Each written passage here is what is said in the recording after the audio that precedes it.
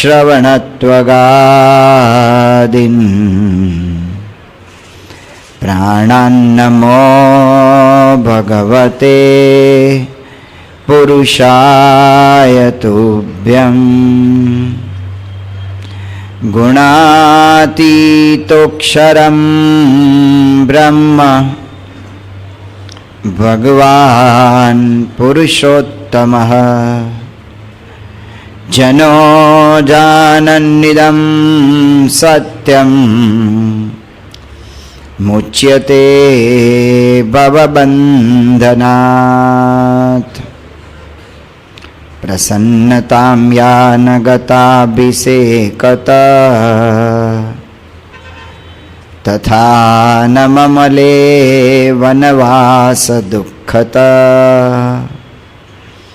मुखाम्बुजश्रीरघुनन्दनस्य मे सदास्तु सा मञ्जुलमङ्गलप्रदा। श्री स्वामिनारायण भगवाननी जय। अक्षर पुरुषोत्तम महाराजनी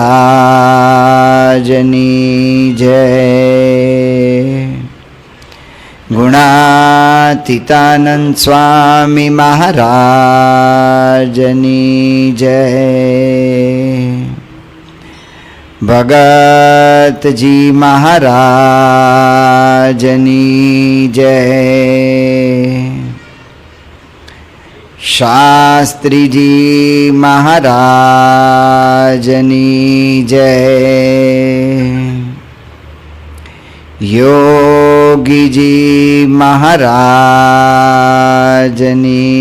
जय। प्रमुख स्वामी महाराजनी जय।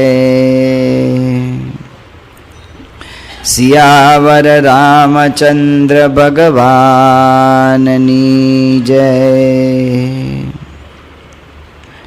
पूर्वकथा प्रसंग में આપણે જોયું કે સુગ્રીવ અને વાલીને પ્રશ્ન થયો. વાનર કુટુંબને આપણે સમજવા માંગીએ છીએ. સુગ્રીવ અને વાલી વચ્ચે જે પ્રશ્ન થયો અને એમાં વાલીનો મોક્ષ થયો, કહેતા કે એને દેહ મૂક્યો, એનું કારણ શું છે? એક નાનકડી એવી ગેરસમજ, નાનકડી એવી ગેરસમજ, થોડી ઘણી કોમ્યુનિકેશન ગેપ, અને એની અંદર આટલું મોટું નુકસાન થયું. ઇતિહાસમાં, પુરાણમાં આવા ઘણા દાખલા આપણને મળે છે. રામાયણને જોઈએ તો રામાયણની અંદર જ્યારે રામ મારીચની પાછળ દોડ્યા એ વખતે સીતાજીએ લક્ષ્મણજીને કહ્યું કે તમે થોડું જાઓ, જલ્દી ભગવાન રામને મદદ કરો, કારણ કે રામની બૂમો પડે છે. બૂમ મારી જ પાડતો હતો. એ સમયમાં લક્ષ્મણે હસીને કહ્યું કે રામને કોઈ મારવા સમર્થ નથી. લક્ષ્મણ જે હસ્યા, એ લક્ષ્મણનું હાસ્ય સીતાજીના ક્રોધનું નિમિત્ત બન્યું. અને નાની એવી આ ગેરસમજ કે લક્ષ્મણ એના ભાઈને મદદ કરવા નથી માગતા, અને નાની એવી ગેરસમજને મારા માટે કંઈ રોકાયા હોય એવો જે મનમાં એક શંકા આ ઊભી થઈ, એમાંથી લક્ષ્મણને પાછળ જવું પડ્યું ભગવાન શ્રી રામની પાછળ, ને સીતાનું હરણ થયું. એક નાની એવી ગેરસમજ એ મૃત્યુનું કારણ પણ બની શકે છે. તો આ ન થાય એના માટે શું કરવું, એ વાનર કુટુંબમાંથી આપણે શીખવું પડશે. પ્રમુખ સ્વામી મહારાજે લિખત હૈ સંત સુજાન નામનું આપણું જે કેલેન્ડર રૂપે આપણે પ્રકાશિત કર્યું છે, એમાં સ્વામી બાપાએ 30 દિવસના 30 પ્રશ્નોના ઉત્તર લેખિત આપ્યા છે. એની અંદર 6ઠી તારીખનો પ્રશ્ન છે, પરિવારમાં એકતા રાખવા માટે શું કરવું. સ્વામીશ્રી એમાં 4 ઉપાય બતાવ્યા છે. પહેલો ઉપાય સત્સંગ, બીજું ઘર સભા, ત્રીજું એકબીજાને સમજવાની કોશિશ કરે, અને ચોથું મોટું મન રાખે. અહીંયા જે ગેરસમજ થઈ છે એની અંદર પાછલા બે ઉપાય જે બાપાએ બતાવ્યા છે એ જો એના પર લક્ષ્ય અપાય તો આવી ભૂલ ન થાય. એકબીજાને સમજવાની કોશિશ કરે. પૂર્વે આપણે શ્રવણના આખ્યાનમાં આ વાત થોડી ઘણી કરી ચૂક્યા છે. સ્વામી બાપા એક વાત કાયમ કહે છે, એકબીજાને સમજવાની કોશિશમાં બે વાત આપણે સમજવાની છે. એક તો સ્વામી બાપા જે કાયમ કહે છે કે જે વ્યક્તિ સાથે આપણે કામ લેવાનું એની પ્રકૃતિ ઓળખી રાખવી. એની જો પ્રકૃતિ ઓળખી રાખી હોય તો એના તરફ કોઈ બીજો અભાવે ન થાય અને ગેરસમજ પણ ન થાય. પ્રકૃતિ ઓળખી રાખવી પડે. વાલીએ જ્યારે જોયું કે ગુફાનું બારણું બંધ હતું તો એણે સુગ્રીવ ઉપર સીધી શંકા કરી કે સુગ્રીવને મારી ગાદી પચાવવી પાડી છે.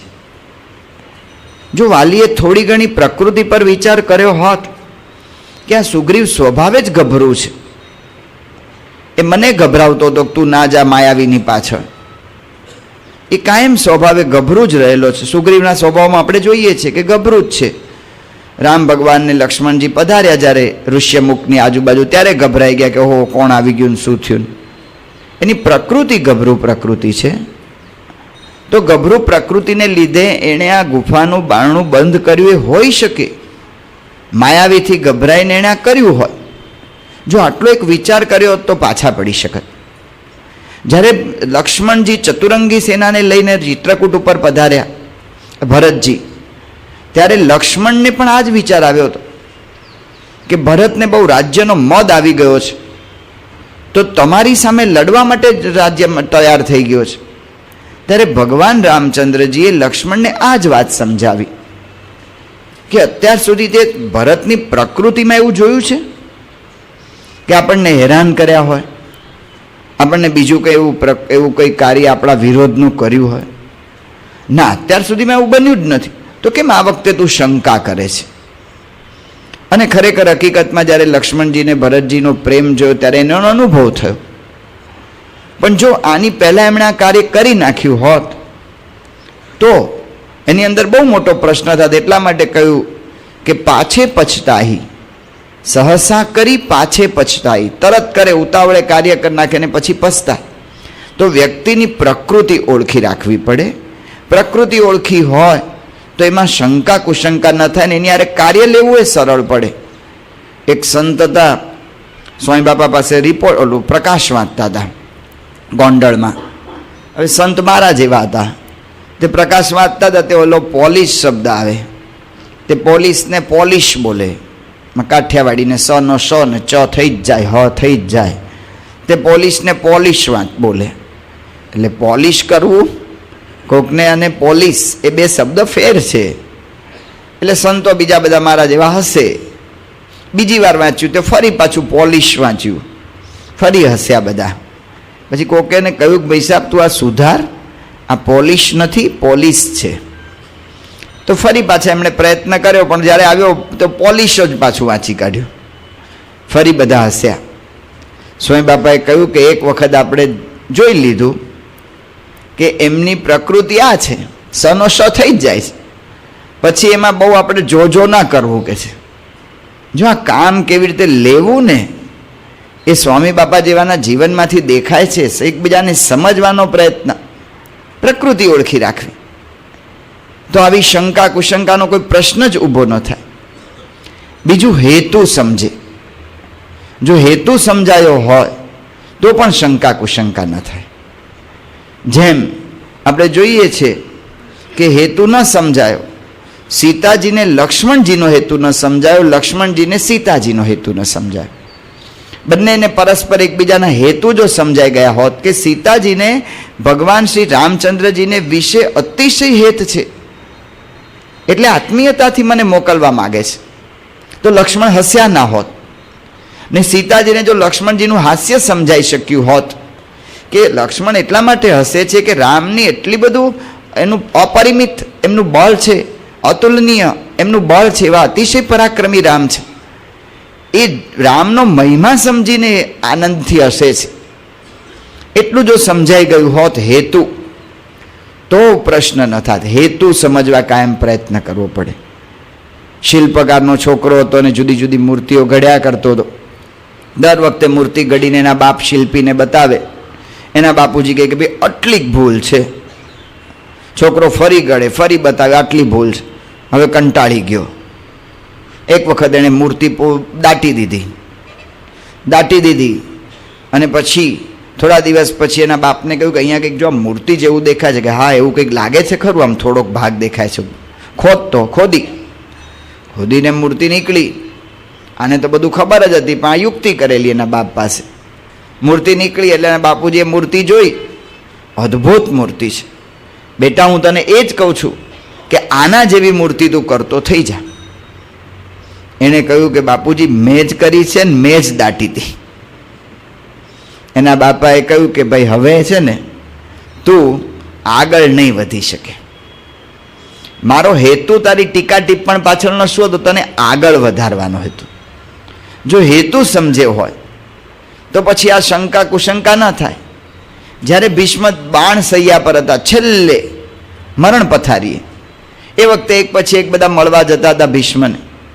જ્યારે કર્ણ આવ્યો ત્યારે ભીષ્મે કહ્યું કે કર્ણ, અત્યાર સુધી સભામાં મેં તને ઘણીવાર પાછો પાડ્યો છે, કારણ કે તારો અહંકાર એ તને પાછો પાડત એટલા માટે, તનેરો અહંકાર થોડો માપમાં રહે એટલા માટે મેં તને પાછો ઘણીવાર પાડ્યો છે. તો હવે તું એ બધું માફ કરજે. આ સાંભળ્યું ત્યારે કર્ણ ધ્રુસકે ને ધ્રુસકે રડ્યા, કારણ કે અત્યાર સુધી ભીષ્મનો પાછો પાડવાનો હેતુ જ નહોતા સમજી શક્યા. એને એમ હતું કે આ ભીષ્મ બહુ બળવાન છે એટલે મારું આ સહન કરી શકતા નથી, અને એટલા માટે મહાભારતના યુદ્ધમાં આટલા મોટા મોટા મહારથી હોવા છતાં પણ એ લોકો ન જીતી શક્યા. એનું એક કારણ કારણ કે ભીષ્મ જ્યારે લડવાનું શરૂઆત કરી સેનાપતિ તરીકે નિમાયા, ત્યારે કર્ણે ના પાડી દીધી કે જ્યાં સુધી ભીષ્મ યુદ્ધ મેદાનમાં હશે ત્યાં સુધી હું યુદ્ધ નહીં લડું. હેતુ ન સમજ્યા એટલે કુસંપ થયો. એટલા માટે બાબા કહે છે કે એકબીજાને સમજવાની કોશિશ કરે. બીજી વાત કરી, મોટું મન રાખે. મોટું મન રાખવું, કંઈ પણ થઈ જાય તો ભૂલી જવું, એની અંદર બહુ વિચાર ના કરવો. મોટું મન રાખવામાં બે જ વસ્તુની જરૂર પડે છે. સૌથી પહેલાં તો ધીરજ. કારણ કે આપણું મન એવું છે ને, એક વખત વિચાર આવે એટલે શંકા, શંકામાંથી બીજી શંકા, ત્રીજી શંકા, શંકામાંથી એક બધું ઊભી જ થઈ જાય.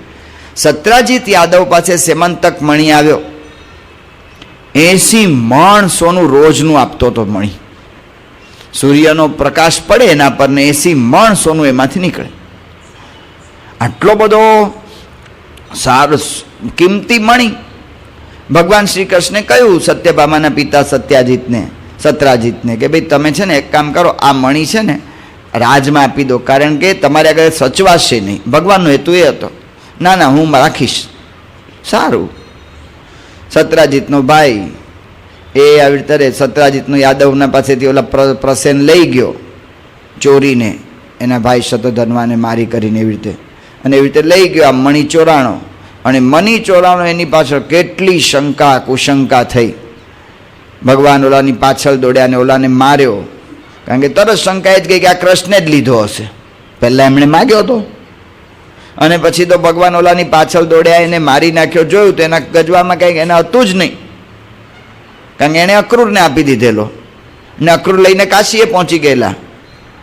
અને એની અંદર પછી ભગવાન પાછા આવ્યા ત્યારે બલરામને ભગવાન સાથે ગયેલા, પણ ઓલાની પાછળ મારવા એકલા ભગવાન ગયેલા. તે બલરામે પૂછ્યું કે શું થયું, મણી મળ્યો? કે ના, મળ્યો નહીં. તે બલરામને શંકા ગઈ કે ભગવાનને એની પત્નીને આપવો છે, મને કહેતા નથી. તે બલરામે ત્યાં કહી દીધું કે હું હમણાં થોડા દિવસ દ્વારકા નથી આવતો, અહીંયા સુધી આવ્યો છું, મથુરા હું જનકના દરબારમાં જઈ આવું. એમ કરીને બલરામ ત્યાંથી જતા રહ્યા. ભગવાન ઘરે આવ્યા અને પૂછ્યું સત્યભામાએ કે મણી મળ્યો કે નથી મળ્યો? જો બલરામ સાથે નથી આવ્યા એટલે મણી અને ભાઈને પકડાવી દીધો. જો એક વખત શંકા શરૂ થાય ને, શંકામાંથી બીજી, બીજીમાંથી ત્રીજી, ત્રીજીમાંથી ચોથી. એટલા માટે સ્વામી બાબા કહે છે કે મોટું મન રાખો. મોટું મન રાખવા માટે સૌથી પ્રથમ જરૂર છે ધીરજ. એ પ્રસંગની સ્પષ્ટતા ન થાય ને ત્યાં સુધી ધીરજ. નિષ્કાંત સ્વામી એટલે બહુ સારી વાત કરી છે. ધીરજ સમ નહીં ધન રે સંતો, ધીરજ સમ નહીં ધન. જેમ બેંકમાં 5-50 લાખ રૂપિયા આપણે મૂકીએ છીએ ને, એમ મગજની અંદર ધીરજને રાખી મૂકવી પડે. કેવી રીતે ધીરજ રહે એના આપણે બધા દ્રષ્ટાંતો, જ્યારે ભગવાન શ્રી રામચંદ્રજી નીકળ્યા જંગલમાં જવા, ત્યારે આપણે જોયા હતા કે ભગવાનને સર્વ કરતા હરતા સમજે, આત્મા રૂપમાં ને, અથવા તો પછી હેતુ સમજવા પ્રયત્ન કરે, અથવા લોક દુઃખરૂપ છે એ બધા વિચાર કરે. એ બધા વિચાર કરે તો થઈ શકે, પણ ધીરજ. એક વખત વિચાર આવી જાય પણ ઉતાવળ નહીં કરવાની. કાર્યમ ન સહસા કિંચિત, જે રામાયણમાં કહ્યું એ જ મહારાજે શિક્ષાપત્રીમાં કહ્યું કે કોઈ પણ ઉતાવળે કાર્ય ન કરો. એક તો ધીરજ. બીજું શું છે? ધારો કે ધીરજ રાખ્યા પછી ખબર પડી કે આ ભૂલ જ છે, તો પ્રમુખ સ્વામી મહારાજ શું કહે છે? મોટું મન રાખે. જો આ ગેરસમજમાં આટલો મોટો પ્રશ્ન ન થાય, થોડું ઘણું વાલીએ મોટું મન રાખ્યું હોત, હશે એને બધાએ કહ્યું હશે એટલે કદાચ ચડી બેઠો છે, ને ચલો ને કદાચ એની ઈચ્છા હશે ને સિંહાસન પર ચડી બેઠો, પણ અત્યારે તો મને પાછું આપવા તૈયાર થયો છે ને, તો શું કામ એને હું દંડ આપું ને આમ ધકેલી મૂકું બીજે? પણ વાલીએ આ વિચાર ના કર્યો. વાલીએ તેનો ધકેલી જ મૂક્યો. મોટું મન રાખે. શાસ્ત્રીજી મહારાજે એક હરિભગતને કહ્યું કે આ ગરીબ હરિભગત છે એને તમે મદદ કરો. બરાબર ને? ગરીબ હરિભગતને મદદ કરી ઉધાર પૈસા આપ્યા. ઉધાર પૈસા આપ્યા એટલે પછી આપણે જાણીએ છીએ કે જ્યારે ઉધાર કોઈ લેવા આવે ત્યારે એટલી બધી ગરજ બતાવે ને પછી જ્યારે આપણે જવાનું ત્યારે આપણે પછી ધક્કા શરૂ થાય. પહેલાં એ ધક્કા ખાતો હોય, પછી આપણે ધક્કા ખાવાના શરૂ, કે હવે કાંતિભાઈ જાગ્યા કરે. કાંતિભાઈ પાસે જ્યાં સુધી ઉધાર ન લીધા હોય ત્યાં સુધી એ જાગે, ને ઉધાર લઈ લે એટલે પછી કે કાંતિભાઈ જાગે. હવે તો કહેવાનું શું છે કે ધક્કા ખવડાવ્યા કરે. ઓલા હરિભગત અકળાઈ ગયા એક દિવસ. એમાં અકળાઈ ગયા, એમાં ભાન ભૂલી ગયા. ઓલા હરિભગત ઉપર તો અકળાઈ ગયા, પણ એને એમ થયું કે આ શાસ્ત્રીજી મહારાજ આનું કારણ છે. તે સ્વામી આંબલીવાળી પોળમાં બિરાજમાં હતા, ત્યાં આવીને સ્વામીને એટલું બધું બોલ્યા, ન કહેવાના શબ્દો કહ્યા. સાસીમાં તો માળા લઈને સોમનારાયણ સોમનારાયણ સોમનારાયણ કરતા રહ્યા. જતા રહ્યા હરિભગત બહુ બોલ્યા પછી. પસ્તાવો થયો, મેં સ્વામીને આવું કહ્યું, અને તરત જ પાછા આવ્યા. સ્વામી માફ કરજો, મારાથી બહુ વધારે પડતું તમને બોલાઈ ગયું. શાસ્ત્રી મહારાજ કે અમે છે ને જમાનો જ ચોપડો રાખીએ છીએ, ઉધારનો ચોપડો રાખતા જ નથી.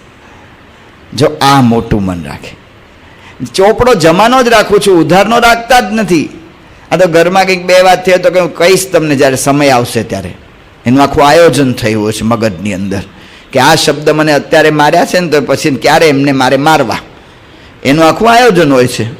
તો કહેવાનું શું કે જમાનો જ ચોપડો, ઉધારનો ચોપડો રાખતા જ નથી. જો આ ત્રીજી વાત છે કે થોડી ઘણી સ્પષ્ટતા કરવાનો જો સ્વભાવ હોય તો વાંધો ના આવે. જે દશરથના પ્રસંગમાં જે બન્યું, કઈ જે એકદમ ઉગ્ર થઈ ગયા, એની અંદર મંથરાએ જે દલીલો કરી એમાં એક જોરદાર દલીલ, ચોટદાર દલીલ કે જે કઈને અસર કરી જાવી, એક દલીલ એ હતી કે જો તારો કાયમ દશરથ છે ને તને આવી રીતે ફસાવી દીધી છે, તને છેતરે છે. રામનો રાજ્યાભિષેક એ થવાનો છે એમની વાત એણે તમને કરી, હું તને કરું છું ને. ભયવું પાખું દિન સજત સમાજુ, તુમ પાહી સુધી મોહી સનાજુ. આ 10-15 દિવસથી વાવની તૈયારી ચાલે છે અને તું આજે મારી પાસેથી સાંભળે છે ને, આ જ છે. જો દશરથે પણ આ વાત કબૂલ કરી જ્યારે કઈને કહ્યું ત્યારે, મેં સબ કીન તોહી બીનું પૂછે તેહી તું પરે હું મનોરથ છું છે. મેં તને પૂછ્યા વગર આ કામ કર્યું ને એને લીધે જ મારો આ પ્રશ્ન થયો. એ દશરથ પણ બોલ્યા.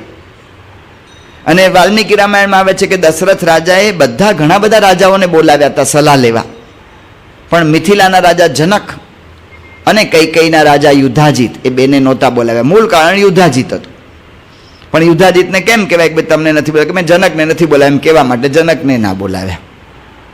તો કંઈ પણ પ્રસંગ હોય એમાં એમ થાય કે આને કહેશું તો મારું કામ બગડશે, એટલે ઘરે ના કહીએ, કંઈ વાત ના કરીએ, કંઈક બીજે ના કહીએ. પછી શું થાય છે, કામ કરીએ એટલે ખબર તો પડે જ છે. ખબર પડે છે અને પછી સામેની વ્યક્તિને વિશ્વાસઘાતના ઘા જે લાગે છે ને એ રૂઝાતા નથી. એને પછી એક ગ્રંથિ બંધાઈ જાય, અને ગ્રંથિ બંધાઈ જાય ત્યારે આવો પ્રસંગ જ્યારે બહુ વખત આવું થાય ને ત્યાર પછી એ બધું એકદમ ગેરસમજ એકદમ દ્રઢ થઈ જાય છે. એના કરતાં પાછળથી સ્પષ્ટતા કરવી જ પડે છે. તો એ વખતે સ્પષ્ટતા કરી દીધી હોય તો એ વખતે સ્પષ્ટતા કરવામાં પ્રશ્ન છે, કારણ કે ઓલી વ્યક્તિ એવી હોય કે વિરોધ કરે, તો શું કરવું? તો એવો પ્રશ્ન થાય છે.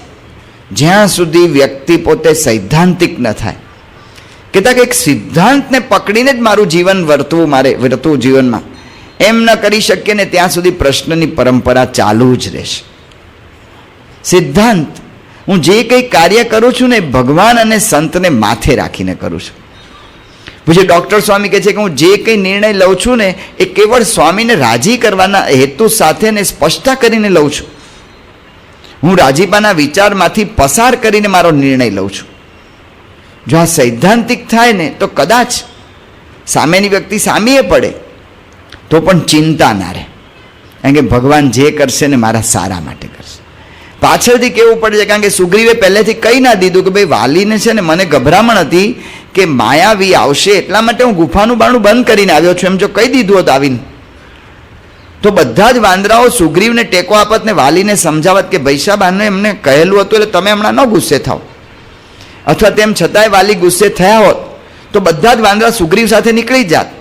જેમ હનુમાનજી વગેરે 4-5 વાંદરાઓને ખ્યાલ આવ્યો કે સુગ્રીવ સાચા છે તો એની યારે નીકળી ગયા, એમ બધા નીકળી જાત તો સુગ્રીવને કંઈક પાછી વૃત્તિ થાત. તો સ્પષ્ટતા, નિખાલસતા એ જો કરે તો આ ગેરસમજ ન થાય. ચોથું એ છે કે ગેરસમજ કરાવનારી વ્યક્તિઓથી દૂર રહેતા રહેવું અને એવું વાતાવરણ ઊભું કરવું કે ગેરસમજ ઊભી જ ન થાય. ઘણી એવી લોકમાં વ્યક્તિઓ છે, સંન્યાસી વિદ્યા વાપરે. ઓલા સંન્યાસી હતા, યોગીમાનની બોધ કથામાં આવે છે. તે એક જણને ઘરે ગયા અને બધી આગતા સ્વાગતા બહુ સારી થઈ. એને થયું, કારણ કે પહેલાં આ જ ધંધા કરતા હતા વ્યવહારમાં, એમાંથી સંન્યાસી થઈ ગયેલા. એને થયું કે મારી હજી વિદ્યા ભૂલી ગયો છું, જાણું છું. તે 3 જણ ઘરમાં હતા, ભાઈ, બેન અને એની પત્ની. 3 જણ હતા. તે ભાઈને કહ્યું કે તારી બેન ડાકણ છે. એટલે ન હોય કે જોજે એ રોજ રાતના કોને મારવા એના માટે મોઢું સૂંઘવા આવે છે. બેનને કહ્યું કે તારો ભાઈ દારૂડિયો છે. એટલે ન હોય કે જોજે રાતના પીએ છે દારૂ, એનું મોઢું સૂંઘી જોજે. એની પત્નીને કહ્યું કે તારા ભાઈ બહેનના બેના વ્યવહાર ખોટા વ્યવહાર ચાલે છે. એટલે ન હોય કે જોજો રાતના તમે તપાસ કરજો. અને રાતના બધા જાગતા રહ્યા 3 જણ. અને ભાઈ સૂતો તો, બેનથી ધીરજ ના રહી, એ ગઈ જોવું તો ખરું ભાઈનું મોઢું ગંધાય છે કે નહીં. અને બેન ગઈ અને ભાઈ ઊભો થયો ડાકણ ને. ઓલી કે હરામખોર દારૂ પીએ છે ને. એ ધબાધબ શરૂ થઈ. એની પત્ની ઊભી થઈ કે તમે 2 જણ રાતના ભેગા કેમ થયા? અને ઘરમાં ઝઘડો. ઓલા સંન્યાસી કે ભાઈ સાહેબ કોઈનો વાંક નથી, આ તો હું ખાલી જાણવા માટે કરતો હતો કે મારી વિદ્યા હું ભૂલી ગયો છું, જાણું રાખી છે એમને. જો લોકને આનંદ હોય છે આનો, લોકની અંદર આનંદનો વિષય હોય છે, પણ આપણું ઘર જાય તો એવું વાતાવરણ કેળવાવું જોઈએ કે શંકા જ ન જાય. યોગીજી મહારાજ રત્નાકરને 4 ભાઈઓની વાત કરતા કે ઓલા 4 ભાઈઓ જ્યારે રત્નાકર કહેતા કે દરિયાદેવને પ્રસન્ન કરવા ગયા, દરિયાદેવે 4ની પરીક્ષા લીધી. દરેકની પાસે જાય અને કહે કે ભાઈ જો તારા ભાઈએ તારું આમ કહે છે કે જો તને નાખ્યો ને લાકડા લેવામાં, એ તારી આગળ મજૂરી જ કરાવશે. ઓલો કે બોલીશ નહીં મારા ભાઈનું. બીજો રાંધવાની ક્રિયા કરતો, એને કહ્યું કે તારે આખો દાડો ચૂલા જ ફૂંકતા રહેવાનું ને. જો એલો તો આખો દાડો ધ્યાન કર્યા કરે એટલે એને સુખ ને તને આ બોલીશ નહીં મારા ભાઈનું. 4 જણે ઓલાને ચૂપ કરી દીધો. ત્યારે દરિયાદેવે જોયું કે આ લોકોની પાસે ધન ટકશે. વાતાવરણ ઊભું થયું. વાતાવરણ જો ઊભું થાય ને તો થાય. એટલા માટે પ્રમુખ સ્વામી મહારાજે કહ્યું કે એકબીજાને સમજવાની કોશિશ કરે, મોટું મન રાખે. તો આ વાતાવરણ કેવી રીતે થાય? તો ઘર, સભા. ઘણા એમ કે છે કે ભાઈ વારંવાર આ વાતો આવે છે, પણ આવી જ પડે, છૂટકો જ નથી આના વગર. કારણ કે આ વાતો કર્યા વગર આપણે આ ઉપાય આ જ દેખાય છે. અને આ દેખાય છે એટલે કે આપણે કંઈ કલ્પના કરીને ઉપાયો નથી કહેતા, લોકો કહે છે. હરેશભાઈ નામના હરિભગત છે હ્યુસ્ટનના, એ કહે છે કે ઘર સભાએ મારા માતા પિતાને અમારી વચ્ચેનું અંતર દૂર કરી નાખ્યું છે. સામાન્ય રીતે ધંધાકીય બાબતોની વાતો કે વ્યવહારની કૌટુંબિક વાતો હું એમની સાથે નહોતો કરતો. જો આ ગેરસમજ જે ઊભી થવાના કારણો, આથી એક સ્વાભાવિક અંતર રહેતું હતું. પરંતુ હવે ઘર સભામાં આવી વાતનો ખુલાસો થઈ જાય છે. અરસપરસ ખુલ્લા દિલે ઘરની વાતો કરવાથી એકબીજા વચ્ચેનું અંતર આપોઆપ દૂર થઈ ગયું છે. અને મારા પત્ની સાથે પણ એને કડવાશ આવી જતી હતી, એ પણ આની અંદર આવા પ્રશ્નો ઉકલવા માંડ્યા. ઘર સભા એ એકનો અનુભવ નથી, ઘણાનો અનુભવ છે. દીપ્તેશભાઈ લખે છે, ન્યૂજર્સીના છે. મારા નિવૃત્ત માતા પિતા, હું, મારી પત્ની અને મારા 2 બાળકો, અમે 6 જણ ભેગા રહીએ છીએ. અને એમાં અમારે પણ જો સામાન્ય રીતે પરિવારોમાં સાસુઓ કે પિતા પુત્ર વચ્ચે થોડી ખાઈ રહેતી હોય છે. અમારે પણ માતા પિતાને અમુક આગ્રહ હોય ને અમારી કંઈક બીજી પરિસ્થિતિ હોય એવું બન્યા કરતું. જેમ કે બા બાપુજીને દેશમાં અમને જે રીતે ઉછેર્યા તે રીતે અમે અમારા બાળકોને ઉછેરીએ એવો એમનો આગ્રહ હતો. પરંતુ અમેરિકામાં અમારી પરિસ્થિતિ સાવ અલગ હતી. આ ઉપરાંત બીજા પણ નાના મોટા કોમ્યુનિકેશન ગેપના પ્રશ્નો રહ્યા કરતા હતા.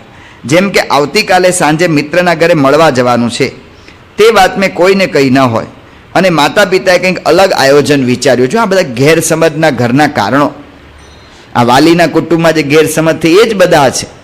તો એને બીજું કંઈક અલગ વિચાર્યું હોય, પત્નીએ જમવાનું અમુક બનાવ્યું હોય અને માતા પિતાની અપેક્ષા કંઈક બીજી હોય. આવા કોમ્યુનિકેશનના પ્રશ્નોને અમે ઘર સભાથી ઉકેલી શક્યા. રોજ ઘર સભાના અંતે થોડોક સમય આવતીકાલના કે 2-3 દિવસના કાર્યક્રમો, રસોઈમાં શું કરવું વગેરે મુદ્દાની ચર્ચા કરી લઈએ છીએ. આથી સાસુઓ કે પિતા પુત્ર વચ્ચે સતત ઉદ્ભવતા પ્રશ્નો એ હળવા થઈ ગયા. જો આ થાય એટલા માટે આ વાનર કુટુંબમાંથી આપણે આટલું શીખવાનું છે. વાલીના મૃત્યુ બાદ ભગવાન શ્રી રામચંદ્રજીએ દરેક સૌને આશ્વાસન આપ્યું. સુગ્રીવ રાજા થયા, અંગદ યુવરાજ થયો અને વાનરની પ્રકૃતિ પ્રમાણે, વાનરની સંસ્કૃતિ પ્રમાણે તારાએ દિયરવટું કર્યું કે તાકે સુગ્રીવ સાથે રહ્યા. ભગવાન શ્રી રામચંદ્રજીએ સુગ્રીવને કહ્યું કે અત્યારે ચાતુર્માસ ચાલે છે, એટલે અત્યારે તો કંઈ શોધ નહીં થઈ શકે, તમે આયોજન બરાબર કરજો. ચાતુર્માસ પૂર્ણ થાય ને તરત જ કાર્ય શરૂ કરવાનું છે. અષાઢ આખો જતો રહ્યો, શ્રાવણ ગયો, ભાદરવો ગયો, આસો ગયો. ભગવાન શ્રી રામચંદ્ર પોતે ત્યાં ગુફાની અંદર 12 પર્વતમાં પોતે બિરાજે છે ને એને લક્ષ્મણ રહે છે. સુગ્રીવ તો ભગવાન પાસે આવતાય નથી ને પૂછતાય નથી.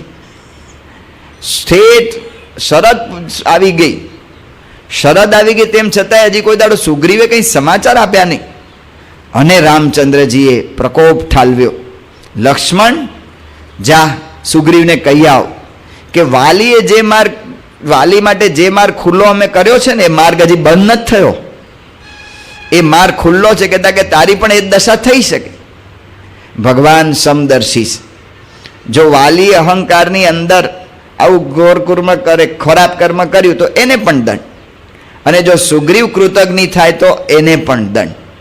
કૃતજ્ઞ કર્યા કૃતને ન જાણે કૃતજ્ઞ. આટલું રાજ આપ્યું પણ સુગ્રીવ પોતે વાસનાની અંદર બંધાઈ ગયા, એટલે કર્યા કૃતને જાણતા નથી તો એને પણ દંડ. તો એટલા માટે ભગવાને આદેશ આપ્યો. ભગવાનનો આદેશ મળતા જ લક્ષ્મણ તરત જ કિષ્કિંધા નગરી તરફ નીકળી ગયા. રામના કામમાં વિલંબ થતો જોઈને અતિશય ક્રોધિત થઈ ગયા. રસ્તામાં આવતા એ પથ્થરોને ઠેબે મારતા, ઝાડ આવે તો ઝાડને પાડી નાખતા. આ જોઈને વાંદરાઓ ગભરાયા અને દોડ્યા. સમાચાર મળી ગયા કિષ્કિંધામાં. તુલસી રામાયણમાં આવે છે કે લક્ષ્મણ કિષ્કિંધાની બહાર ઊભા રહીને બાણ તાકીને ઊભા રહ્યા કે હમણાં ઉડાડી દઉં. વાંદરાઓ ગભરાઈ ગયા અને ત્યાં લક્ષ્મણને અંદર અંગદને મોકલ્યો. સુગ્રીવે લક્ષ્મણને આવવા માટે આમંત્રણ આપ્યું અને લક્ષ્મણ અંતઃપુર સુધી આવ્યા. ત્યાં એટલી વારમાં તો સુગ્રીવે પાછી તારાને મોકલી, કારણ કે લક્ષ્મણ અતિશય ક્રોધિત હતા. સુગ્રીવનું એક સવળું પાસું એ છે કે કયા માણસની આગળ કયું કામ લેવું ને એને આવડે છે. એટલે એણે તારાને મોકલી અને તારા જેવી સામે આવી કે લક્ષ્મણ નીચું જોઈ ગયા. બ્રહ્મચારી, એમણે બ્રહ્મચર્ય વ્રત ધારણ કરેલું હતું. નીચું જોઈ ગયા એટલે તારાએ કહ્યું કે રાજકુમાર, કેમ આપ અતિશય ક્રોધિત થયા છો? લક્ષ્મણ કહે કે તારો પતિ સુગ્રીવ એ ભગવાન રામને વચન આપ્યા પછી ફરી ગયો, આવા કૃતજ્ઞ પર ક્રોધિત ન થયે તો શું? ત્યારે તારાએ કહ્યું કે જુઓ, તમે છે ને એ આવી રીતે સુગ્રીવનામાં પ્રમાદ છે એવું અમે કબૂલ કરીએ છીએ, પણ આ પ્રમાદની અંદર છે ને કામનો પ્રભાવ મોટો છે. મોટા મોટા ઋષિ મુનિઓને કામ વાસનાએ પાડી નાખ્યા છે, તો અમે તો ચંચળ પ્રકૃતિના વાંદરાઓ છીએ. એક તો એની પત્ની રૂમા એને કેટલા વખત પછી મળીને એમાં પાછી હું મળી છું, તો અમારા વાંદરાની તો શું વાત કરવી. અને તમે ઘણા વખત સુધી બ્રહ્મચારી રહ્યા છો એટલે તમને અમારી પરિસ્થિતિની ખબર નહીં પડે, પણ વિશ્વામિત્ર જેવાને કામે પાડ્યો છે તો પછી અમને પાડે એમાં શું?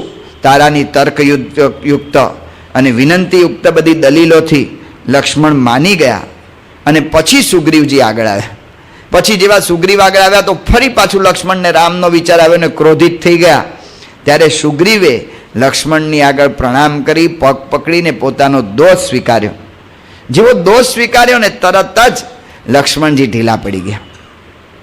આમ જોઈએ તો વાલી જેવી જ પ્રકૃતિ સુગ્રીવની પણ છે, પણ સુગ્રીવની અંદર મોટામાં મોટો એક જુદી વસ્તુ છે કે પોતાના દોષ સ્વીકારી શકે છે.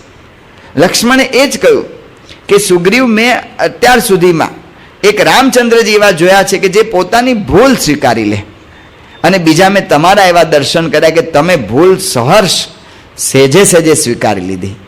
યોગીજી મહારાજ કહ્યું કે કોઈ મને મારી ભૂલ બતાવે તો મને ગમે, જેથી આપણે સુધરાય. ગમવું અગત્યનું, પહેલાં ગમવું એ પગથિયું છે, પહેલું પગથિયું.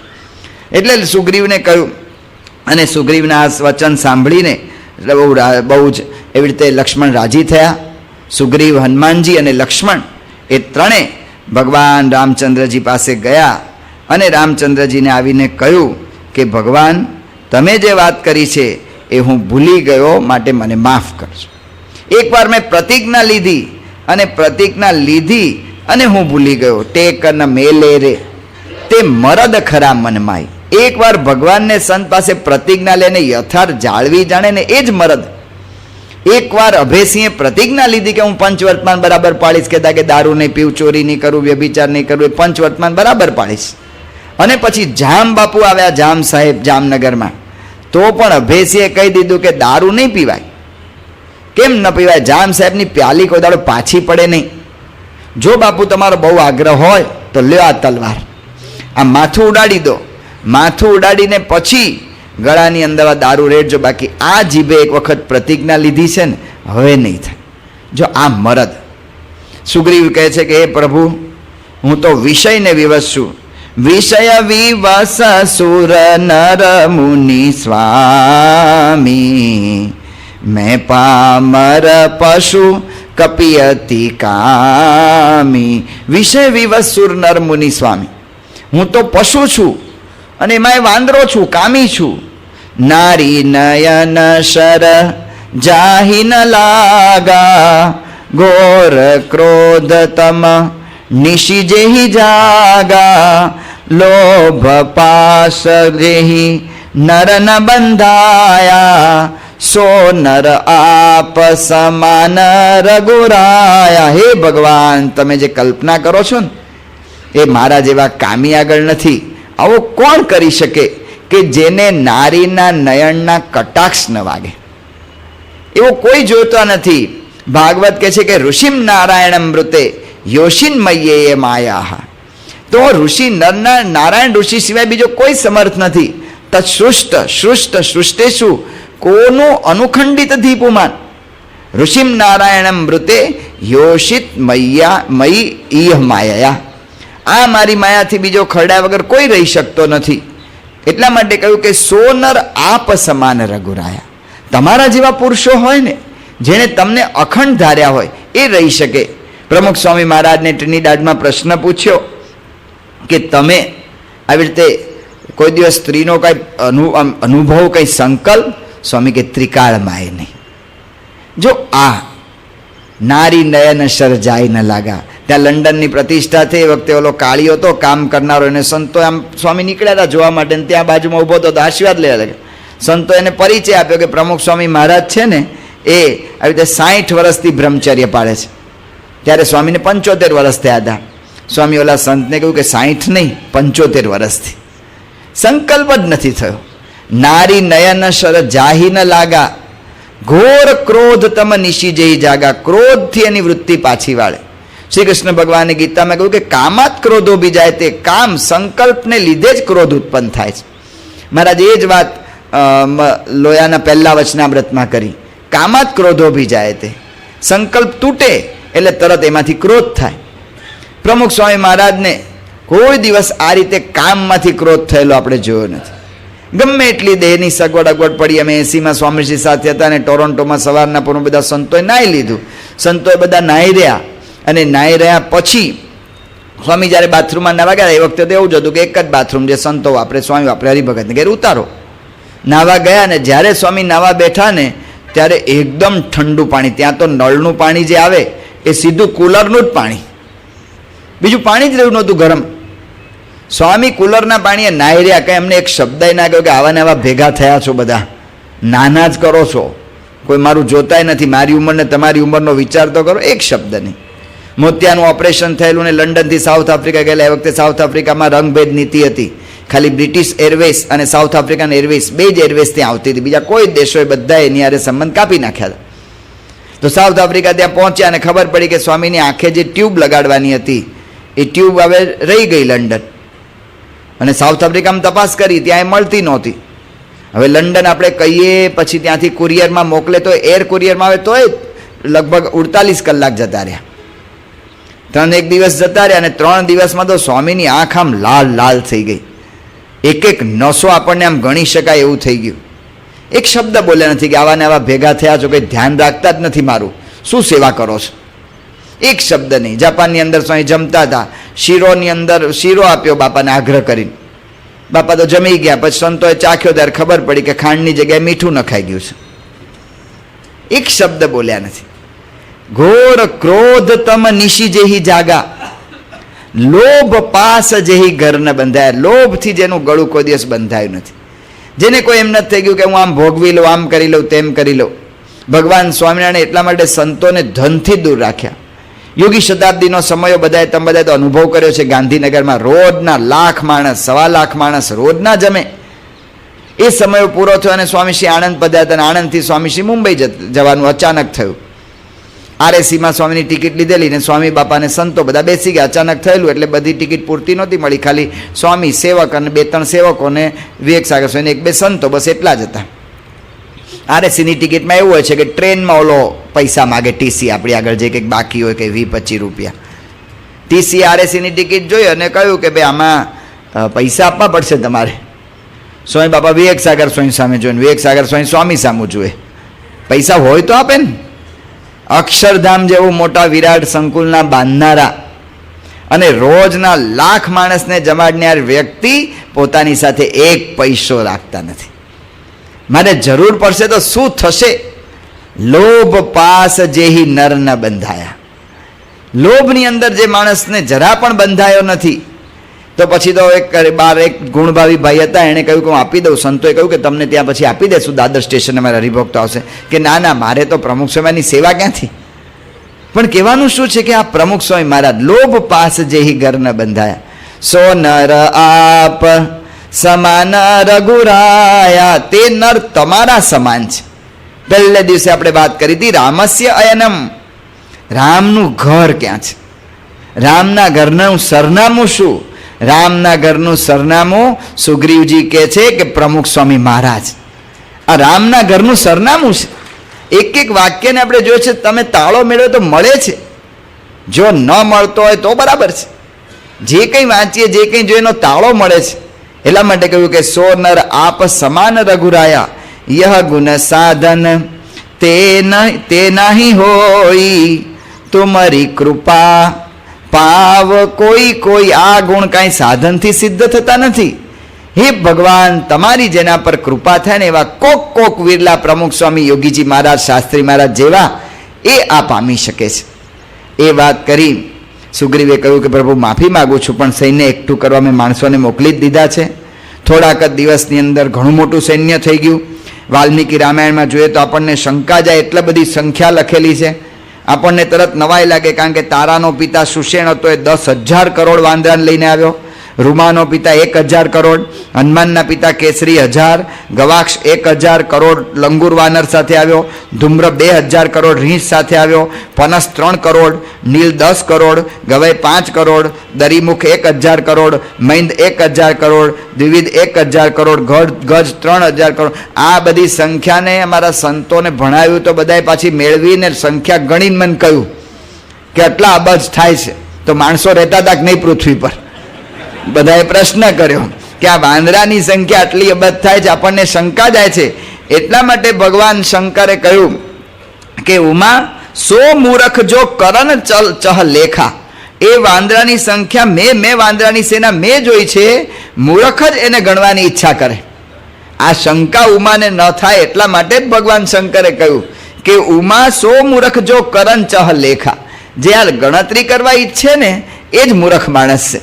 ને હકીકત છે, આ બધી આવી સંખ્યા થઈ શકે ના થઈ શકે એવું આપણે કંઈ જ કહી શકતા નથી. કારણ કે મૂળ હેતુ એટલો છે કે વાલ્મીકી જેવા પુરુષ લખે છે કે તુલસીદાસજી જેવા લખે છે, એને ખોટું લખવાનો કોઈ હેતુ નથી. એને કોઈ એવું કપટ રાખીને કંઈ પોતાનો સ્વાર્થ નથી સિદ્ધ કરી લેવો. એટલા માટે એમાં વિશ્વાસ રાખવો પડે છે.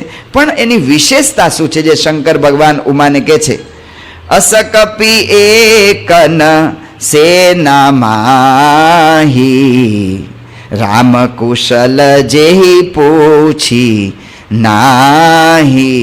એવો એક પણ વાંદરો નહોતો કે જે વાંદરાને રામે કુશલ ન પૂછ્યું હોય. આટલા બધા માણસો, આટલી મોટી સંખ્યા, પણ રામ નાનામાં નાની વ્યક્તિને ભૂલતા નથી. આ રામનું રામત્વ છે.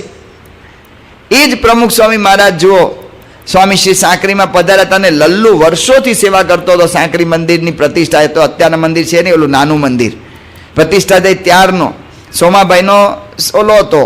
ત્યાં તો આ બધા જે આદિવાસીઓ એને દુબળા કે, અને ત્યાં કંઈક ગાળો આપે ને તો દુબ્બડ કે કોઈને. તે અમારે એક શિક્ષક હતા, તે કાયમ દુબ્બડ કહેતા. એ વખતે તો આપણને સમજાતું નહોતું કે આ દુબ્બડ શું હશે, કારણ કે એ બાજુ ના હશે. તે પછી આ તો સાધુ થયા પછી સાંકરી ગયા ત્યારે ખબર પડી કે આ દુબળા આપણને કહેતા હતા આપણા શિક્ષક. તો દુબ્બડ એને ગાળ આપે, એવા દુબળાને કોણ જાળવે?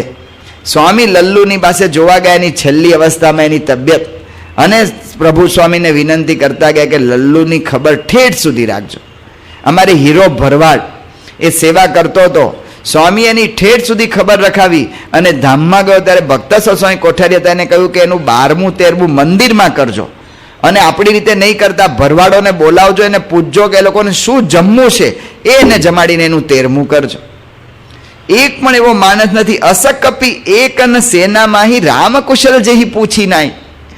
નાનામાં નાના માણસની રામ સંભાળ લેતા. ભગવાન રામચંદ્રજીએ વાંદરાઓની 4 ટુકડી કરાવી, અને 4 ટુકડીની અંદર એક પૂર્વ દિશા તરફ, એક પશ્ચિમ દિશા તરફ, એક દક્ષિણ દિશા તરફ ને એક ઉત્તર દિશા તરફ મોકલી. વિવેચકો કહે છે કે આમાં રામની રાજનીતિ છે.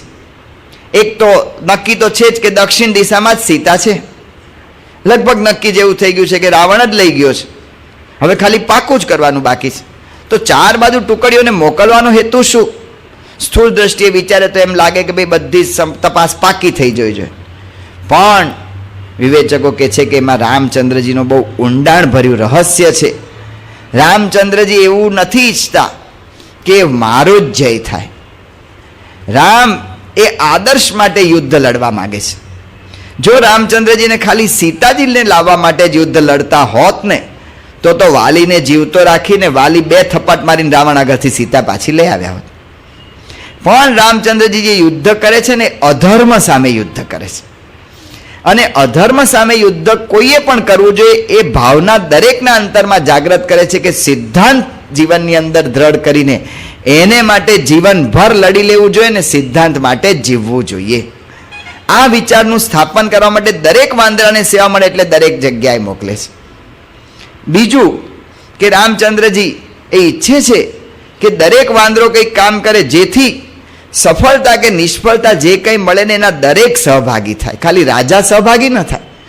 એ રામચંદ્રજી ઈચ્છે છે. એટલા માટે જ્યારે વશિષ્ઠ મુનિને રામ મળ્યા જ્યારે અયોધ્યામાં, ત્યારે વશિષ્ઠજીને બધા વાંદરાઓ બતાવીને રામચંદ્રજીએ કહ્યું કે આ વાંદરાઓની કૃપાથી હું આ કામ કરી શક્યો છું. યશ બધાને મળે. આ રામચંદ્રજીની નીતિ છે. રાજાઓની નીતિ એવી હોય કે હું જ જય પામું, અને મારો કોઈ વ્યક્તિગત વિરોધ કરે તો પણ પ્રજા એમાં જોડાવું. એ રામની નીતિ નથી.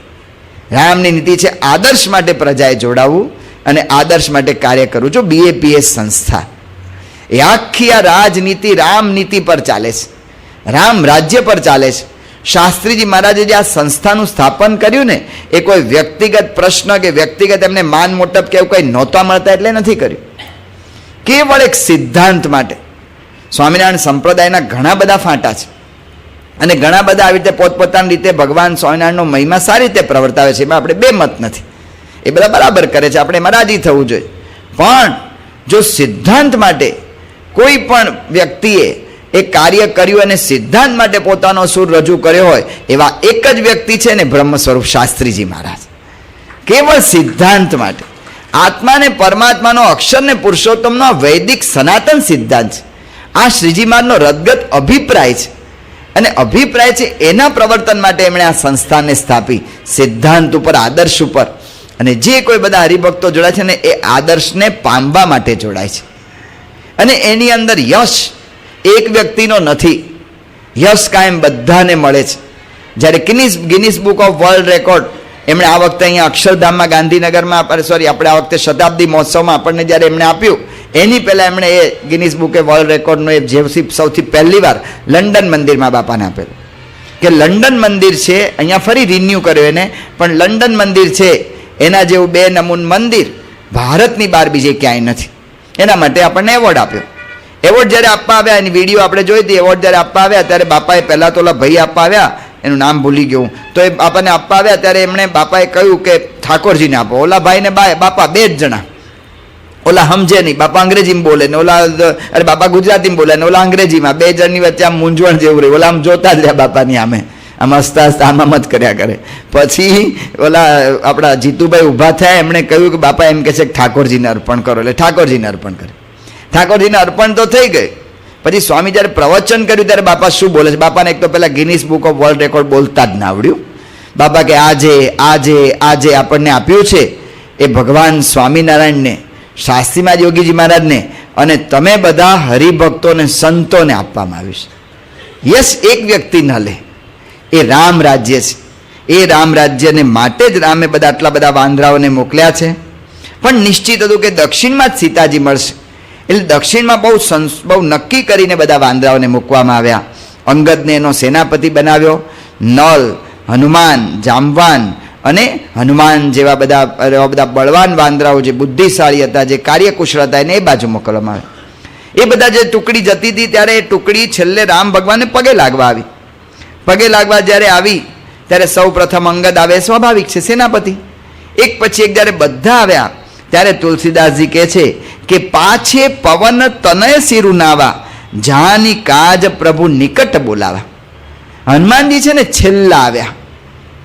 નેતા શું કરે ને એ હનુમાનજીના ચરિત્રમાંથી ખબર પડે છે. યશ લેવાનો હોય ને ત્યારે નેતા છેલ્લે હોય. પાછે પવન તનય સિરુનાવા, એ છેલ્લે આવ્યા. ભગવાન રામચંદ્રજી જાણતા હતા કે આ કાર્ય કરવા માટે હનુમાન જ સમર્થ થશે, એટલે હનુમાનજીને ભગવાન રામચંદ્રજીએ પોતાની એ વીંટી એમને ભેટ આપી અને પછી આ બધી ટુકડીઓ દક્ષિણ તરફ આગળ નીકળી. દક્ષિણ તરફ બધી ટુકડીઓ આગળ નીકળી અને એની અંદર ઘણો મોટો સમય જતો રહ્યો, પણ હજી કોઈ સીતાજીની ભાળ કે દક્ષિણની દિશાનો અંત એ આવતો નહોતો. એમાં એક એવી ગુફા આવી.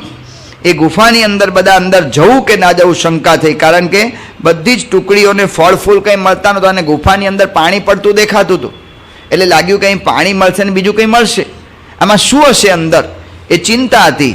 ત્યારે બધાએ શું કર્યું કે ત્યારે અંગદે કહ્યું, આગે કઈ હનુમંત હિ લીના, પેઠે બિબર બિલંબુ નકીના.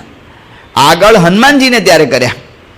જ્યારે સન્માન આવે ને ત્યારે જે નેતા હોય ને પાછળ રહે, અને જ્યારે કંઈ પણ વિઘ્ન આવે ને ત્યારે નેતા હોય ને એ આગળ જતો રહે. આ યથાર્થ નેતાના ગુણ છે.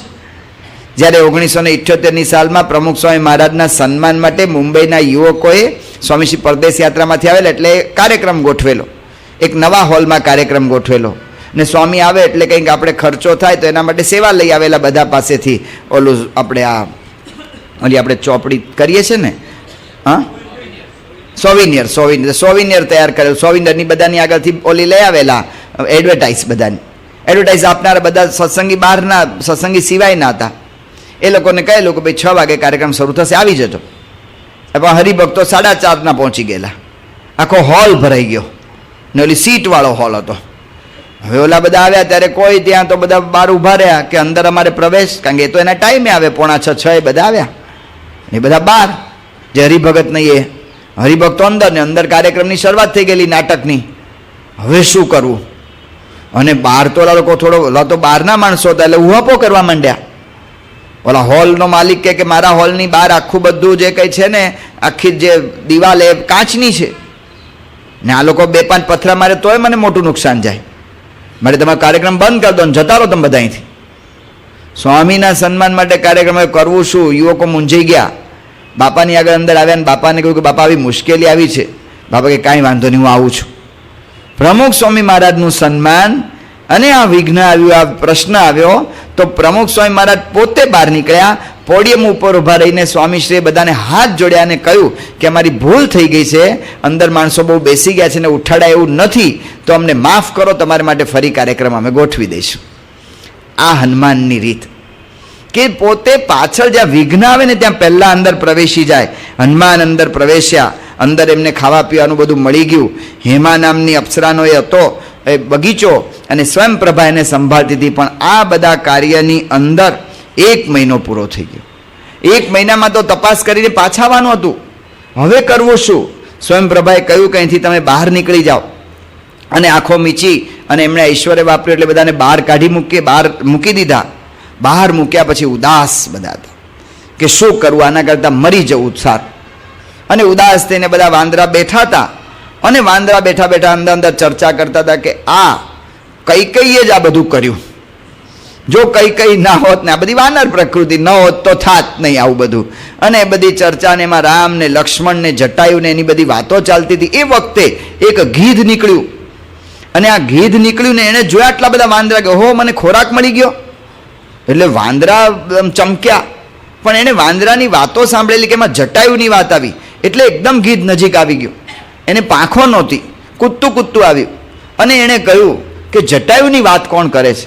ત્યારે બધાએ કહ્યું કે જટાયુ આ રીતે ભગવાન રામચંદ્રજીની સેવા કરી હતી. ત્યારે એણે કહ્યું કે જટાયુ મારો ભાઈ છે. અમે બંને ઉપર ઉડ્યા હતા ત્યારે મારી પાંખો પહેલાં પડી એટલે હું સંપાતી, હું પહેલો પડ્યો અને મારો ભાઈ ક્યાં ગયો મને ખબર નહોતી. સારું થયું તમે મને એના સમાચાર આપ્યા. હું પણ જ્યારે પડ્યો ને ત્યારે મને થયું કે હવે મરી જ જવું, કારણ કે હવે શું જીવવાનો અર્થ છે. ત્યારે નિશાકર મુનિ હતા, એમણે મને કહ્યું હતું કે તું જીવતો રહેજે, જીવતો રહીશ ને તો ઘણું મોટું કામ થશે. મરવાના કોઈ દિવસ સંકલ્પ ન કરવા. તારાથી ભગવાન રામચંદ્રજીની સેવા થશે. તો તમે બધા મને મળ્યા, બહુ સારું. હવે હું તમને કહું છું કે રામચંદ્રજીની સીતા લંકામાં જ છે. મારા પુત્ર સુપાર્શ્વે રાવણને લંકામાં એક સ્ત્રીને લઈ જતો જોયો હતો. અને અમે ગીધ અમે ઘણું દૂરનું જોઈ શકીએ, એટલે 100 યોજન દૂરનું હું જોઈ શકું છું. હું જોઈ શકું છું કે સીતા ત્યાં લંકામાં છે, પણ હું ત્યાં જઈ નહીં શકું કારણ કે મારે પાંખો નથી. પણ મને ઋષાકરે કહેલું કે તારે જ્યારે આ સેવા થશે ને ત્યારે પાંખો ફૂટશે, તો જુઓ જુઓ મને નવી પાંખો ફૂટી છે, માટે તમે રામનું કામ કરવા દોડો. બધા જ વાંદરા દોડ્યા કે હમણાં સમુદ્ર ઉલ્લંઘી લઈએ અને હમણાં પામે પહોંચી જઈએ લંકામાં, ને હમણાં રામને સમાચાર આપી આવીએ કે આ સીતાજી મળી ગયા છે. પણ જ્યાં સમુદ્ર પાસે આવ્યા ને બધા જ વાંદરાઓ સ્તબ્ધ થઈ ગયા. અમાપ પાણી, આવું તો કોઈ દાડું જોયેલું નહીં. બહુ તો એ લોકોએ કિષ્કિંધા આગળ ગોદાવરી જોયેલી, કાવેરી જોયેલી, નદીઓ જોયેલી, પણ આટલું બધું પાણી, આટલો મોટો જળ રાશિ એ તો એમણે કોઈ દિવસ જોયેલો જ નહીં. બધા સ્થિર થઈ ગયા કે શું કરવું. પછી ધીમે રહીને ગજે કહ્યું કે હું કૂદી શકું, પણ હું છે ને 10 યોજન જ કૂદી શકું છું. ત્યારે ગવાશે કહ્યું કે હું તો 20 કૂદી શકું. ગવાઈ કે હું 30 યોજન કરું. ત્યારે પછી ઋષભ કે 40 યોજન તો હું કૂદી શકું. ગંધમાદન કે હું 50, મૈન કે હું 60. આ બધી વાનર પ્રકૃતિ છે, એક પછી એક ચડાવે છે. દ્વિવિધ કે હું 70, ઓલા સુષેણ કે હું 80. જામવાન કે જ્યારે હું જુવાન હતો ત્યારે વામન ભગવાને પોતાનું વિરાટ સ્વરૂપ ધારણ કર્યું હતું, તો એ સ્વરૂપની મેં 2 ઘડીમાં 7 પ્રદક્ષિણા કરી લીધેલી હતી. આટલો હું કૂદવામાં સમર્થ હતો. પણ હવે વૃદ્ધાવસ્થા આવી ગઈ એટલે હું સાગરને તરીને સામે જઈ શકું કે નહીં એની મને શંકા છે. અંગત કે આ 100 યોજનનો સમુદ્ર છે, હું એને કૂદી તો જઉં, પણ પાછા આવું કે નહીં એની મને શંકા છે. તુલસીદાસજી લખે છે કે બધા જ વાંદરાઓ પોતપોતાનું બળ બતાવતા હતા. નિજ નિજ બલ સબકહુ ભાષા, બધા જ પોતપોતાનું બળ બતાવતા હતા. ત્યારે હનુમાન તુષ્ણીમ બભુવ, ત્યારે હનુમાન ચૂપચાપ હતા. ત્યારે અને જામવાને હનુમાનને ઢંઢોળ્યા. એકાંતમ આશ્રિત્ય હનુમાન તુષ્ણીમ કિમ જન જલ્પસી, તુષ્ણીમ એકાંતમ આશ્રિત્ય, ચૂપચાપ બેસીને કેમ હનુમાન તમે કંઈ બોલતા નથી.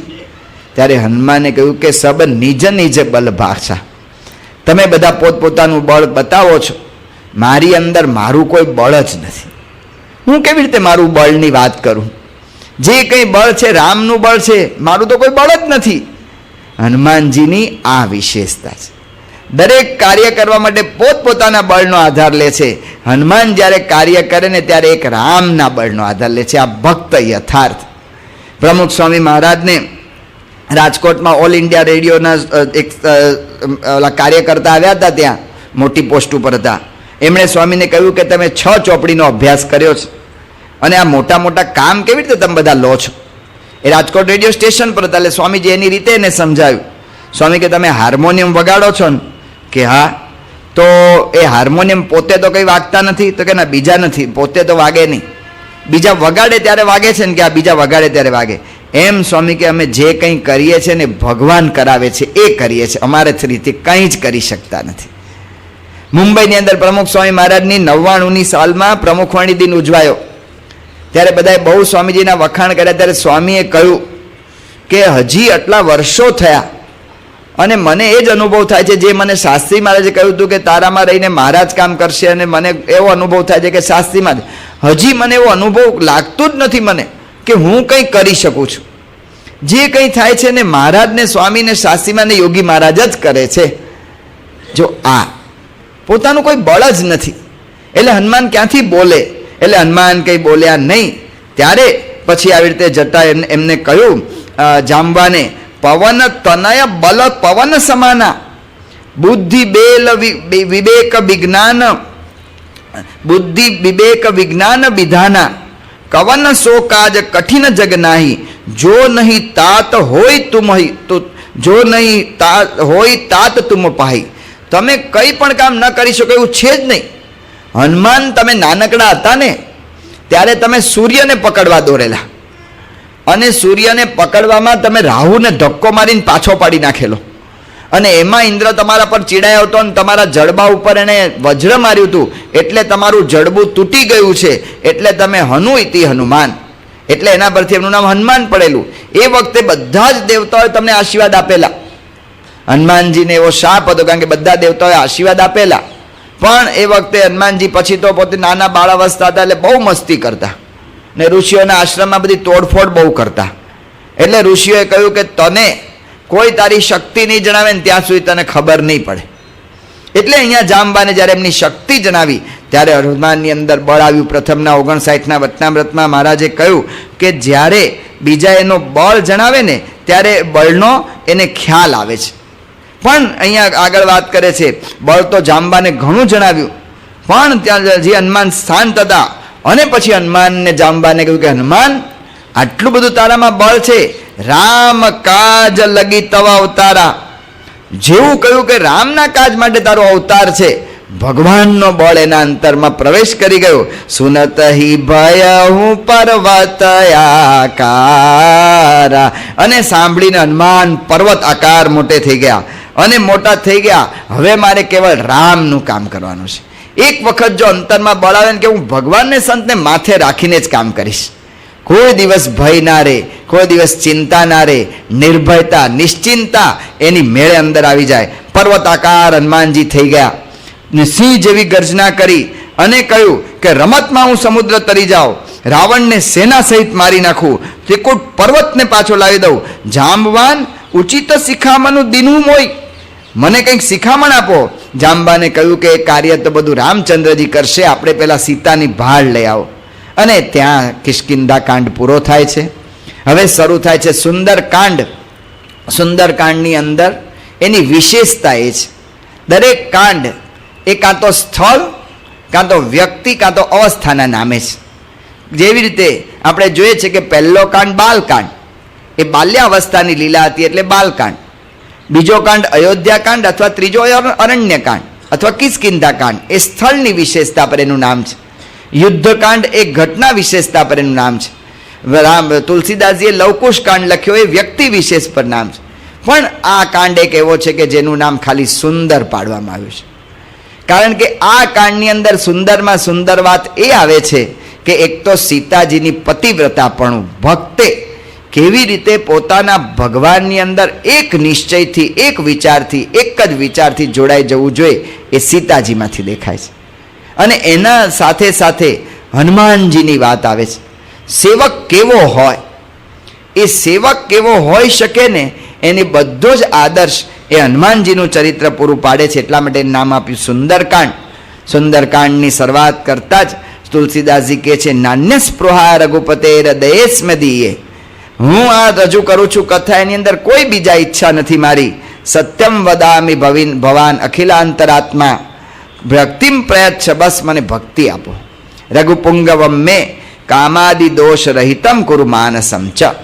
મારું માનસ કામ વગેરે દોષથી રહિત થાય ને તમારી કેવળ ભક્તિ થાય એટલા માટે હું કથા કરું છું. આ આદર્શ તુલસીદાસજી બેસાડે છે.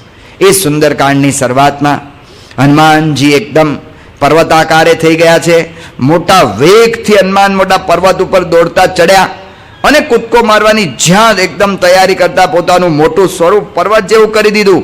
કૂદકો મારવા માટે પગથી પર્વતને ભાર આપ્યો અને એટલો ભાર આપ્યો કે એનાથી શિલાઓ ફાટી, જે દરમાં બધા સાપ હતા એ મોઢા કાઢીને બહાર નીકળી ગયા. એકદમ વૃક્ષો કંપી ઉઠ્યા અને પર્વતની અંદર રહેલા પાતાળમાં રહેલા ઝરણાઓ ફૂટી નીકળ્યા અને બધા શરીર કંપાવી, રૂવાડા ફૂલાવી, મોટી ગર્જના કરી, પૂંછડાને ગોળ ગોળ ફેરવી, પગને સંકોચી, શ્વાસને રોકી અને હનુમાને વાંદરાઓને કહ્યું કે હું રામના બાણની જેમ જાઉં છું, જય સિયા રામ કરતો હનુમાનજીએ વિશાળ કૂદકો માર્યો. હનુમાનજીએ કૂદકો માર્યો. સમુદ્ર પર હનુમાનજી પોતે જઈ રહ્યા છે, એની સાથે કેટલાય બધા વૃક્ષો ઉખડીને પડ્યા. વાલ્મીકીજી બહુ સરસ લખે છે કે વૃક્ષો કેવા દેખાતા હતા કે જેવી રીતે કોઈ મહેમાન જતો હોય તેના સંબંધીઓને વળાવવા જાય અને પછી એ બધા પાછા આવી જાય. વૃક્ષો બધા દરિયામાં પડ્યા અને હનુમાનજી આગળ આગળ વધતા જાય છે. રામનું એક કામ કરવું એ જ એક ઉમંગ છે. અને હનુમાનજીને આવા સમુદ્ર પરથી જતા જોઈને સમુદ્રને આનંદ થઈ ગયો કે વાહ, હનુમાન તે ખરું કાર્ય કર્યું. સમુદ્ર એનામાં રહેલો મૈનાક પર્વત હતો, એને કહ્યું કે જો આપણા બંને ઉપર આ રઘુકુળના ઉપકાર છે, હનુમાનના ઉપકાર તમારા પર છે, કારણ કે વાયુએ તમને દરિયામાં નાખ્યા હતા એટલે તમે બચી ગયા. પેલા બધા જ પર્વતોને પાંખો હતી.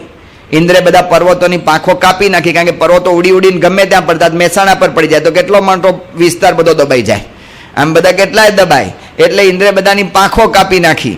એમાં મૈનાકને વાયુએ ઉઠાવીને દરિયામાં મૂકી દીધેલો, એટલે આઈસબર્ગ ફર્યા જ કરે છે, હિમશિલા ગમે ત્યાં મૈનાક તો એ ફર્યા કરે છે. એટલે મૈનાકને કોઈ તમારા પર વાયુનો ઉપકાર, મારા પર સગરનો ઉપકાર, માટે દોડો, જલ્દી તમે બહાર નીકળો.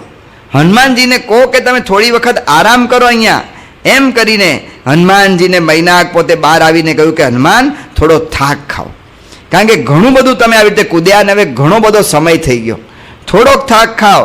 ત્યારે હનુમાનજી બહુ સરસ વાત કરે છે, રામ કાજુ કિને બીનું મોહી કહા વિશ્રામ. સ્થૂળ અર્થ એવો થાય છે કે રામના કાર્ય કર્યા વગર મને ક્યાંથી વિશ્રામ હોય.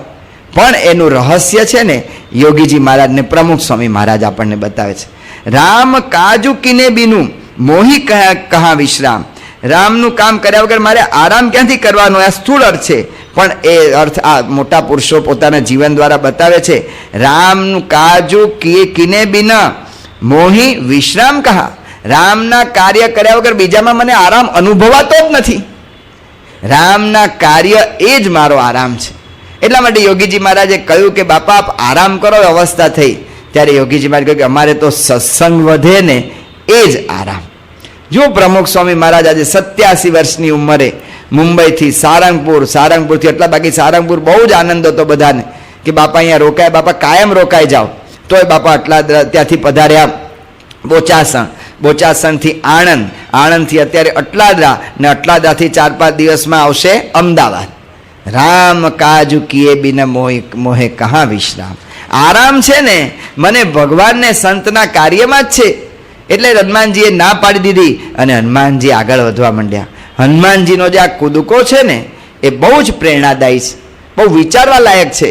સ્થૂળ દ્રષ્ટિએ કહેતા કે લૌકિક રીતે અથવા આધ્યાત્મિક રીતે બે રીતે વિચારવા જેવો છે.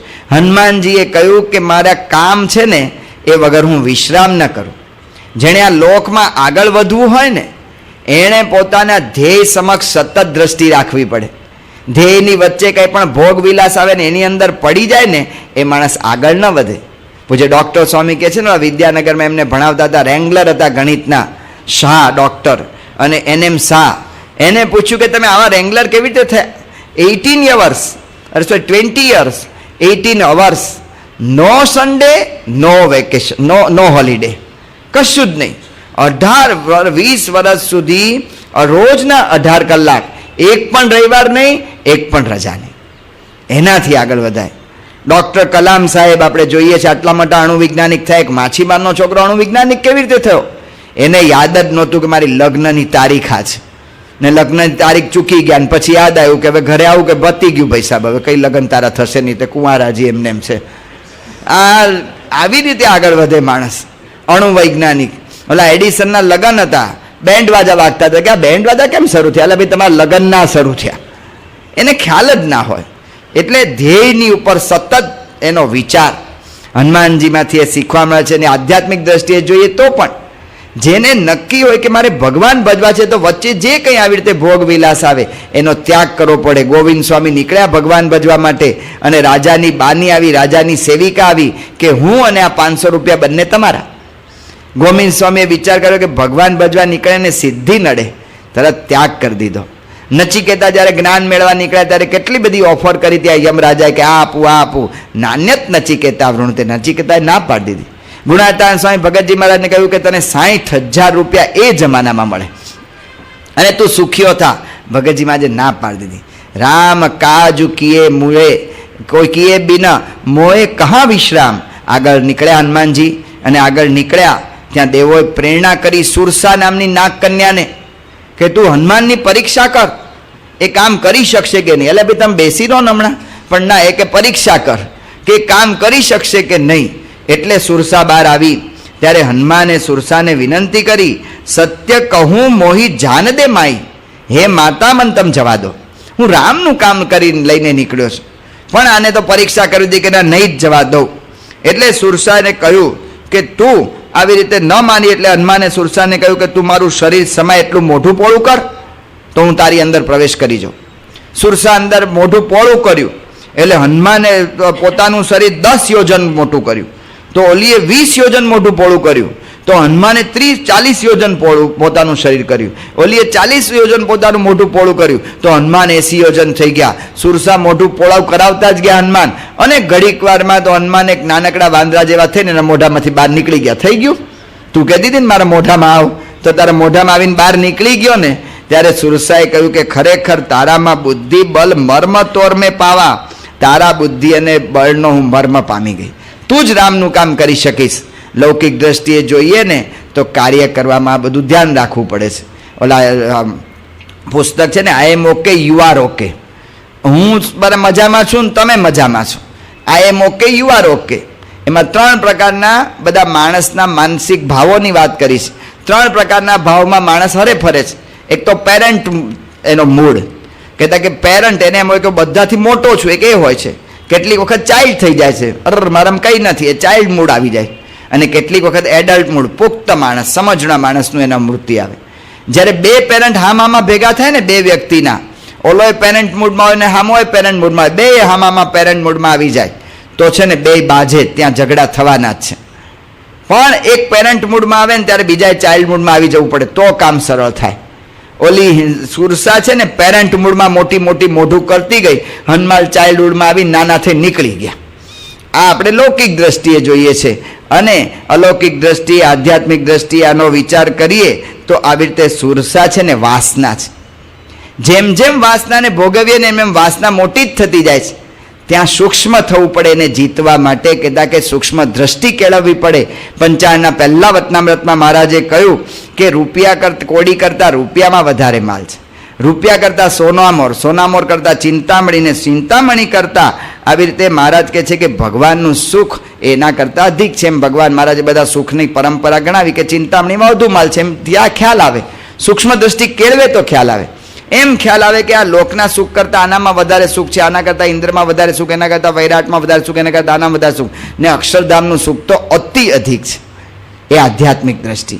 હનુમાનજી એટલા માટે સૂક્ષ્મ સ્વરૂપ ધારણ કરી લીધું. અને હનુમાનજી આગળ નીકળ્યા ત્યાં હિંસિકા વચ્ચે આવી. આ હિંસિકા રાક્ષસી હતી, સમુદ્રમાં રહેતી હતી. સમુદ્ર પર જો કોઈ જીવો ઉડતા હોય એના પડછાયાથી એને પકડે અને પકડીને નીચે પાડે. હનુમાનજીને એણે નીચે ખેંચ્યા. હનુમાનજી ચેતી ગયા, કારણ કે એમને પહેલાં સુગ્રીવે એમની આ વાત કરી હતી. એટલે હનુમાનજીને નીચે ખેંચ્યા ત્યારે હનુમાનજીએ એમના મર્મ જોઈ લીધા. એના મોઢામાં રહેલા મર્મસ્થાનો જોઈ લીધા અને નાનું સ્વરૂપ કરીને એના મોઢામાં પ્રવેશ કરી એના મર્મસ્થાનો ભેદી નાખ્યા, હિંસિકાનો મોક્ષ કર્યો, કહેતા કે એનો વધ કર્યો અને હનુમાનજી બહાર નીકળી ગયા. જ્યારે જ્યારે જીવનની અંદર કંઈક આપણે આગળ વધીએ ને ત્યારે ઈર્ષાથી વ્યક્તિ પાછી પાડે, એ આપણો પડછાયો જોઈને પાછી પાડે, એકાદ કંઈક નાનકડી ભૂલો એને પકડીને પાછી પાડવા પ્રયત્ન કરે.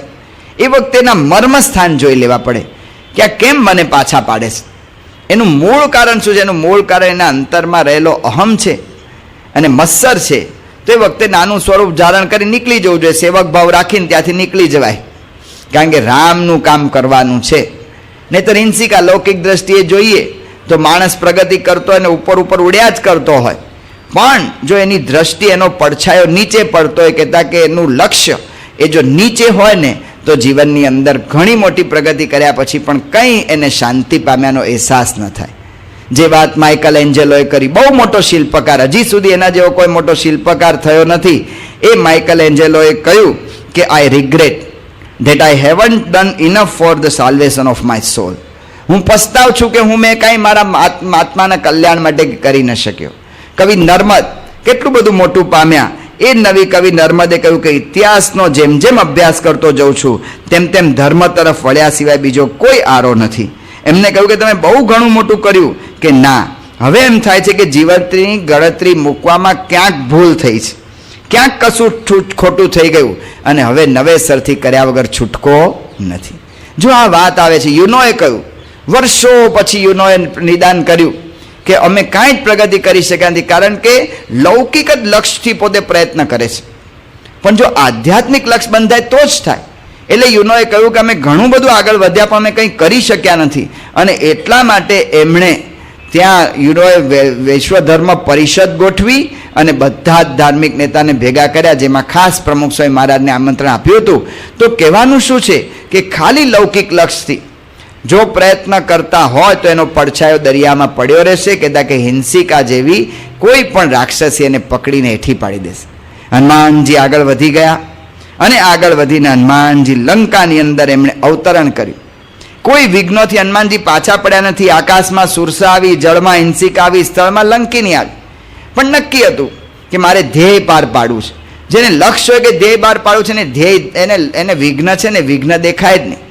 લિંકને કહ્યું કે ઓબ્સ્ટેકલ્સ આર સ્ટેપિંગ સ્ટોન્સ, વિઘ્નો છે ને મારા માટે આગળ વધવાના પગથિયા થઈ જાય છે. એટલે હનુમાનજી પોતે આગળ વધ્યા અને ત્યાં લંકામાં જ્યાં પહોંચ્યા અને લંકાની અંદર ક્યારે પ્રવેશ કરવો, ત્યારે હનુમાને વિચાર કર્યો કે રાત્રે પ્રવેશ કરો, કારણ કે રાત્રે જ રાવણનું અસલ સ્વરૂપ ખબર પડશે. માણસનું અસલ સ્વરૂપ છે ને એકાંતમાં જ ખ્યાલ આવે છે. એટલા માટે હનુમાને વિચાર કર્યો, પણ જો મારું વિરાટ સ્વરૂપ લઈને જઈશ તો બધા મને ઓળખી જશે. એટલે લંકામાં પોતે નાનું સ્વરૂપ ધારણ કર્યું. નાનું સ્વરૂપ ધારણ કર્યું. વાલ્મીકી રામાયણમાં આવે છે કે બિલાડા જેવું સ્વરૂપ નાનું ધારણ કર્યું. તુલસી રામાયણમાં એમ કહ્યું છે કે મચ્છર જેવું નાનું સ્વરૂપ ધારણ કર્યું. પ્રશ્ન પૂછનારા પછી પૂછે કે મચ્છર જેવું સ્વરૂપ ધારણ કર્યું તો વીંટી કેવડી હતી?